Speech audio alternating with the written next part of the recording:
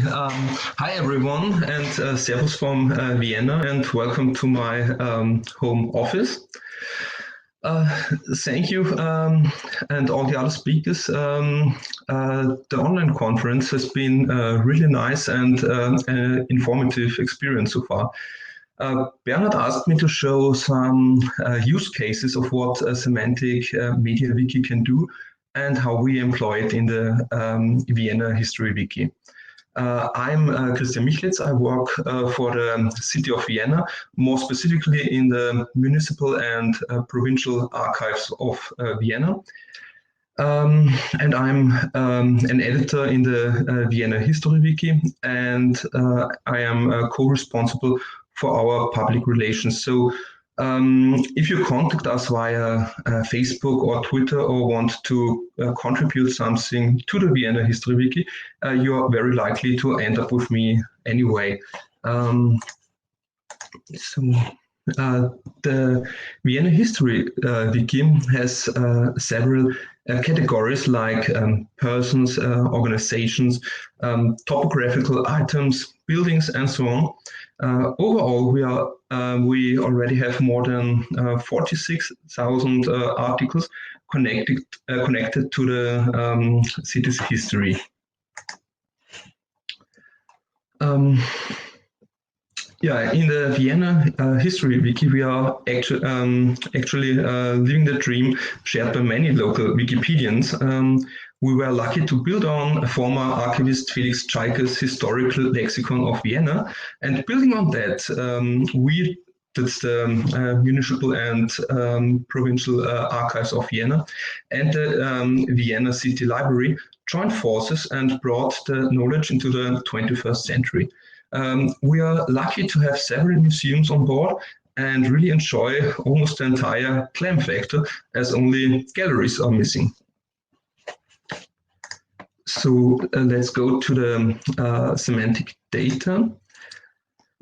And we have many different semantic fields for the different categories, and we try to store as much information as possible here and not only in the free text field. Here's another example. This is the famous Kärntnerstraße. Actually, what you see here is already outdated, like the most notable buildings for a specific street. I get to that. I get back to that later. At this stage, the information is linked with the buildings, so you can click there and get to the buildings, but it stands for its own, and it's not processed, if you will. But yeah, and here's an example for an organization. But the main message is the quality of the data varies a lot between the articles. We are improving the quality constantly, but the Vienna History Wiki will be permanently under construction, and there is, of course, no date set for finishing this project. Now let's move to specific use cases. Early on, we already had implemented the lexicon of the Viennese street names. We are actually very proud of that, but of course, it is a semantic query based on a lot of data. We also now have for a long time a query about the conscription numbers. In former times, the houses of each district were periodically numbered through, and this query gives you the possibility to convert information into the modern address. This is actually a very common task for us to do in the reading room of the archive. At the moment, it works only for the former fortified part of the city, a part of the inner district. But for the other parts of Vienna, only the data is missing for now, and this should and could change very soon. in the Vienna History Wiki, you can build your own semantic queries as well, of course. I know I'm now addressing audience with much vaster knowledge of semantic queries than myself. But believe me, this does not come easy with the average user of our wiki. And still, personally, I love what you can do with it, and especially the fact that you can implement the outcome of every query into a specific article. For instance, here we put the query right into the place of the free text field of the article where we want it to be, and get a list that updates itself as soon as another entry is added in the wiki that applies to the searched parameters. Here we have the medicines and doctors in Vienna that are in the Wien Geschichte Wiki. They are all automatically listed alphabetically. Again, this might not take away your breath, I get it, but please consider that in many cases the original information derives from a printed lexicon where you simply can't have that sort of things. Some queries like this are so important that after we tried them out on specific topographical articles, we implemented a whole new tab to make the queries automatically available. You remember the list of notable buildings? Well, now we simply let the query do the work and list all the buildings that have that specific street name in their address. Recently in the Corona lockdown, we used the time and refined the metadata of the pictures that are uploaded into the wiki. And now we can have semantic galleries, which is a nice thing too. We have semantic tables. See, when Felix Czaik and his team wrote the lexicon, they, for instance, had two lists of all the Catholic churches in Vienna. One was sorted by district, and one was sorted by the holy person it is dedicated to. Now, as we see for the cinemas of Vienna, for instance, we have semantic lists, and you can sort them by each and every semantic field you want the list to have. We also have this for boundary stones, for coffee houses, for which Vienna is actually famous of. We even have a chat room in this very conference called the Viennese Coffee House, for museums, of which we have plenty, and the natatoria. Most of you might not know, but Vienna historically has a lot of natatoria since the first terraria were already built by the Romans. And you can bring your results onto a semantic map as well. You can zoom in, zoom out, apply filters, just show historical ones, just show the still existing ones. You can do as you wish. Another use case for us linking data is you can see here, before we have already seen the buildings of a street, and when you have a building and add the person after whom it was named, the building will magically appear in the person's article. What else? Since 2 years ago, we are proud to have a responsive design finally. And since the beginning, we already are integrated into the official Vienna map. And Bernhard added widgets so that we have the possibility of embedding videos from Wien.at, Mediathek, and YouTube. And yeah, so another nice gimmick is the image annotation. For our current thematically focus, the city's crests, we annotated the Gesamtwappen, where most of the former suburbs crests are united. And you can also see other use cases like the borders of some administration units. I don't want to translate them. Yeah, what's next? We are already automatically checking the GND, the gemeinsame Normdatei, And now Bernhard got the ball rolling to mix and match with Wikidata. Bernhard already showed this in the tutorial room earlier today, and I'm really looking forward to this. Yeah, and then another project that I personally really root for is another topographical project about the addresses. We want to connect to the OGD, the Open Government Data of the address service of the city, and link our articles and our archival material. This would be helpful for many researchers, I guess. And yeah, so we are not running out of ideas.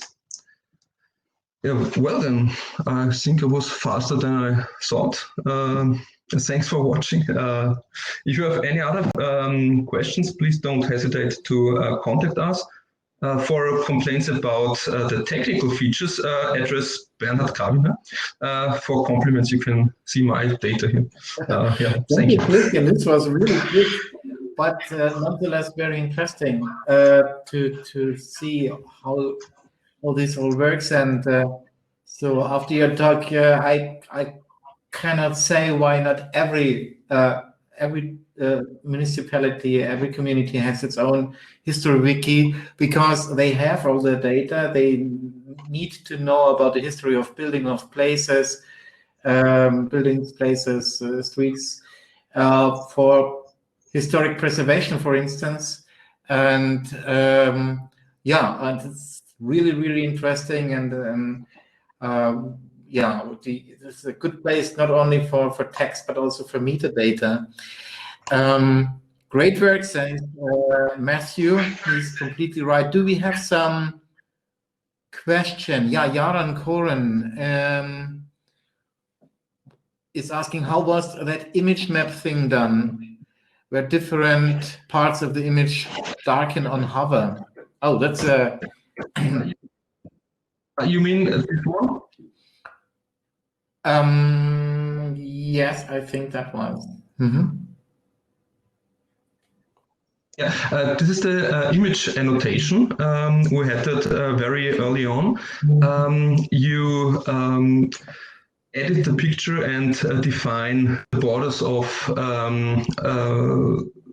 some of the parts, and then you can to different places. For instance, here for the Gesamtwappen, there are the crests of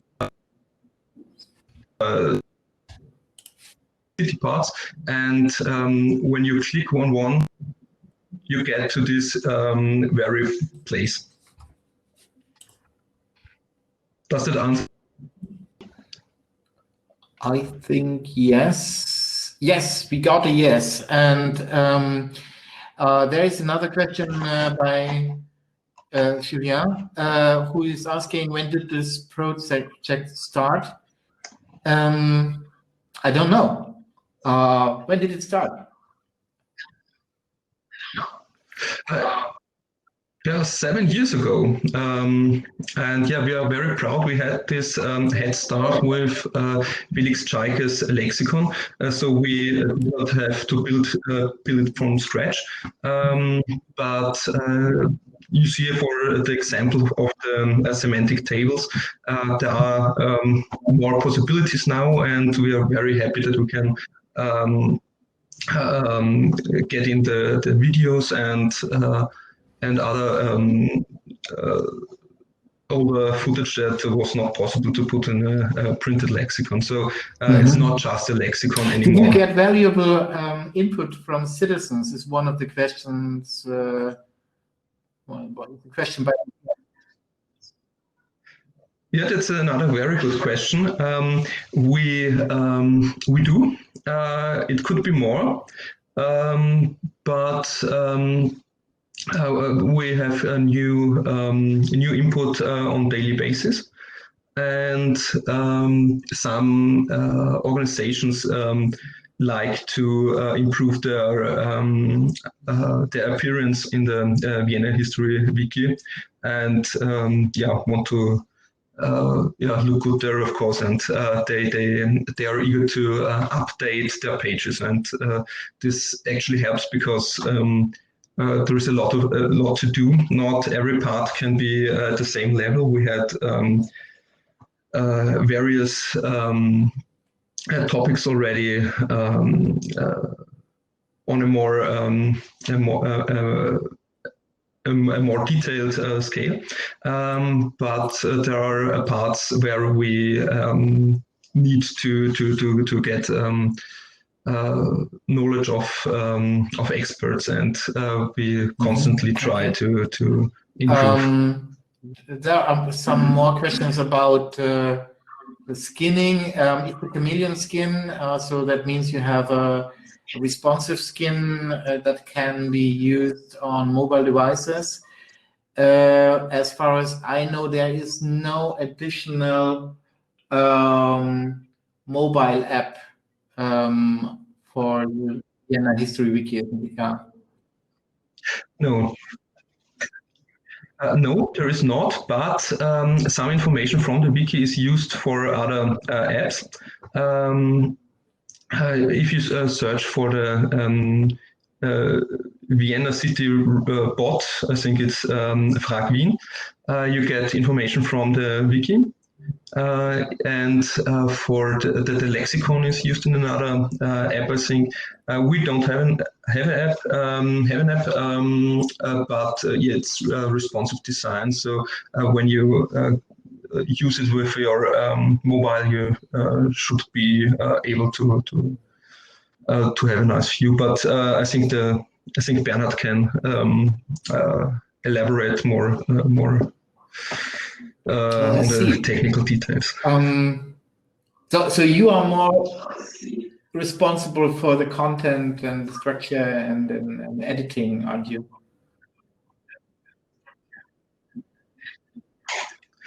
Yeah, so we are from the archive and from the library. We are the editors. We always are glad to have Bernhard with us. And he, when we have ideas what we could apply for using more opportunities of the digital world. I see. So how many people are on this wiki? It's great. So I know Christian Bernhard, 2 people? Yeah. No, 3 people? More? No. It's difficult to say. We have several people in the archive that participate whenever they can. We have, I think, 4 people are editors, and I think the same number applies for the library. And then we have the external users that can contribute too. So I think when you just look at the specific pages of the wiki, I think I can maybe share the link. There is a list of all active users, but of course there is not everybody has the same time he can use for the wiki. I will copy the link for the active users into the chat. So, here you go. So there are some, and you see it's German, but I think that the numbers are easily to be translated. So you have how many things they did in the past 30 days. Yeah, I think that's really a role model for other cities. There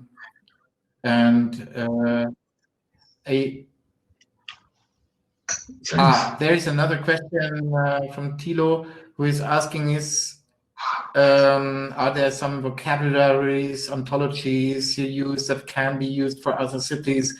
As far as I understand this, it's about getting sets of properties, so they don't have to reinvent the wheel, get some templates, so that even smaller cities can have also their own history wiki. Yeah, I think this means the Wikidata project, for instance, right? So where we connect to other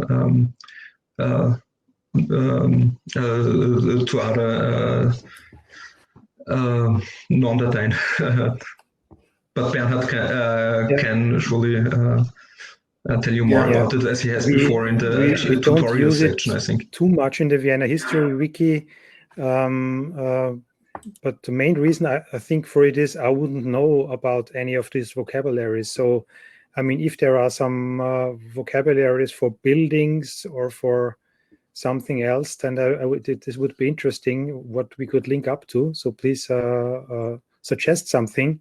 But other than some basic ontologies like FOF or something for persons, I would not really know what to reuse. But we are very open for your thoughts on this. So that would be interesting in how to connect better to maybe existing ontologies that we might not be aware of.